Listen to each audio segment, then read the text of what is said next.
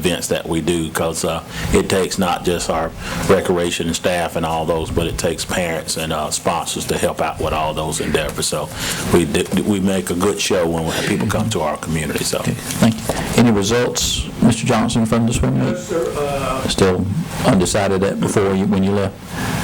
We left at about 3:30 to 4 o'clock, and this being a second event, normally we host the third or fourth swim meet of the year, and it's a lot more team competitive then. With the second swim meet of the year, we had a DQ judge, as everybody had asked us, and we DQ'd everyone that was swimming inappropriately, and there was not as much concentration on the team totals. Okay. More about teaching today. Teaching today. Okay, good. Great. That's fine. I do know our swim program is one of the best in the state, if not the best in the state, and we always do well in region and state competition, so congratulations.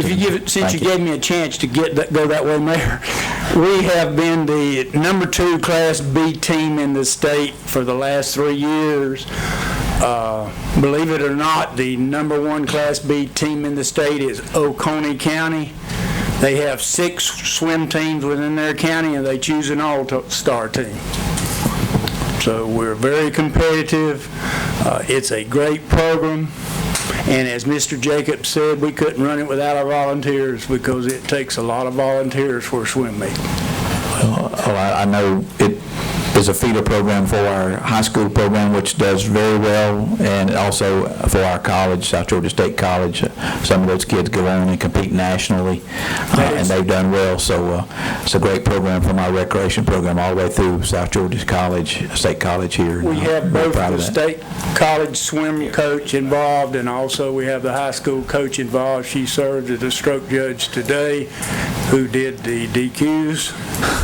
And believe it or not, 6 out of my 8 lifeguards are all on the South Georgia State swim team. And most of them were on the Coffee High swim team. But it's a great program, and it gets a lot of kids involved, and they do very well. Appreciate that. Any other staff comments at this time? Okay, we'll open up the floor for general comments from the audience, please. If you have a comment, please go to the microphone, state your name and who represents you on the commission if you live in the city, and ask you to hold your comments to 3 minutes, please. Mr. Roper is recognized. I'm John Lee Roper, and my commission is Richard Hutchison. I just wanted to ask a question that I heard floating through. I understand that you raised the tax 2 meals. The electric rate was raised 2 meals in the budget, yes, sir. Electric rate? Yes, sir. That's correct. About $3 a month, Mr. Davis? Yes. About $3 a month, yes, sir. That's correct. That's correct. So there's really no end to that electric, is it? No, sir. I'm afraid there's not. Yeah. It seems a little strange. When did that electric make to start with it to keep going up and up and up? So I want to thank you guys, ladies, that voted against that. Appreciate it. I know our citizens will. Thank you. Okay. Thank you, Mr. Roper. Appreciate you being here. Hope you've been feeling well. Oh, been doing one. Great. That's good news. Any other comments from the audience? Okay. At this time, we'll call on our commissioners for comments, and as we begin, ladies first, as always. Commissioner Pearson, you have the floor. We'll discuss your issue after the regular meeting, okay? We have a special meeting for the utility committee. Unless you want to make a comment now, that's... You have the opportunity to make a comment, or you can... Okay, yes, ma'am, thank you. Okay, Commissioner Pearson, I'm sorry. Thank you, Mayor. I don't have anything. Okay, Commissioner Anderson. I don't have anything. Mayor Pro Tem. Commissioner Hudson. Yeah, I have something to say. Mr. Roper, you missed part of it. We didn't just raise the rate, we also raised the sewage as well. And we also got a couple other budget items added in there. And everybody vote what they vote. But at the same time, I think you care less about the people on the side that's got to pay for it. And that's how I feel about it. And we can only vote what we vote, and we can only vote our conscience. But I tell you one thing, I don't think there's a lot of people out there thinking much about the citizens that already can't afford to pay the light bills. They get $500, $600 a month, and by the time they get through paying the bills, they ain't got enough to eat, but that's all right.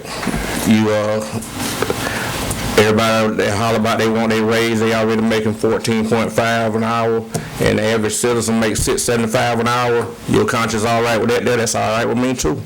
That's a whole lot of things that's going on that you need to understand, that the poor gonna be with us always, but after a while, it's gonna get even worse where you'll be in the same predicament because they won't have the money to pay you. Yeah. Thank you, Commissioner Hutchinson. Commissioner Moore? Commissioner Swain? Okay, just a few comments I have. I also want to add my thanks to all the public information director, department folks, and all our volunteers that helped with the Beach Bash. Well attended and a great program for our citizens. A lot of kids had an opportunity to do a lot of really neat things there, and saw a lot of smiles and a lot of happy faces, and we're just thankful that we were able as a city to be offered that program for our citizens, and hope all enjoyed it, and our staff did a great job as always.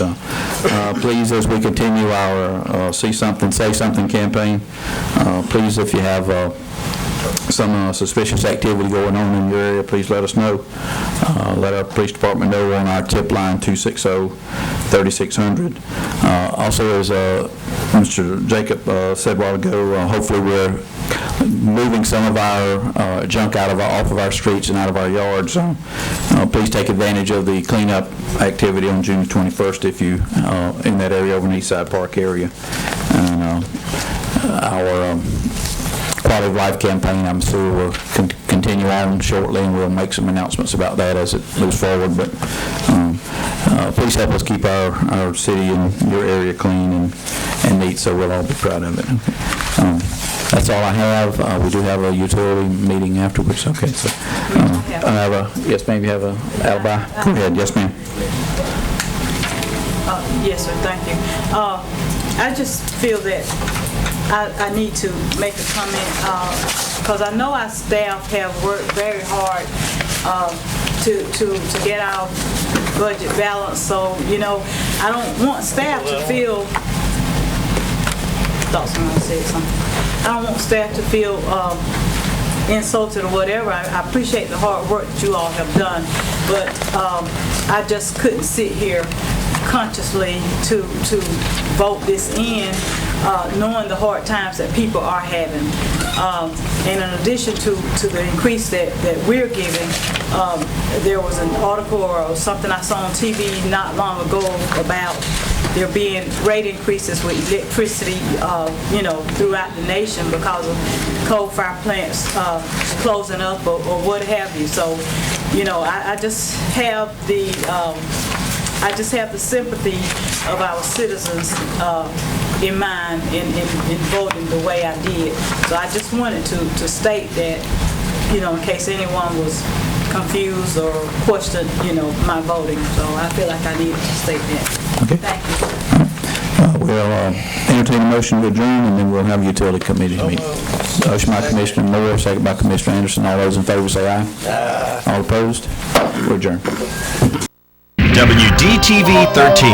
Programming is sponsored by Balch Riders and Roscoe Allen Company. The Balch Riders, serving the Coffee County community for over 20 years. Dewey Hayes Jr., attorney at law, selected to the top 100 trial lawyers in the state of Georgia. Roscoe Allen Jr. and Gubus Modular Buildings in Ocilla, Georgia. We proudly support local programming on WDTV 13. Crystal Sermons, LLC Legal Services, supporting your local programming, WDTV 13, with offices in Atlanta and Ocilla, Georgia. Storage Solutions, etc., locally owned and operated and located at 1010 Bowens Mill Road, Southeast in Douglas.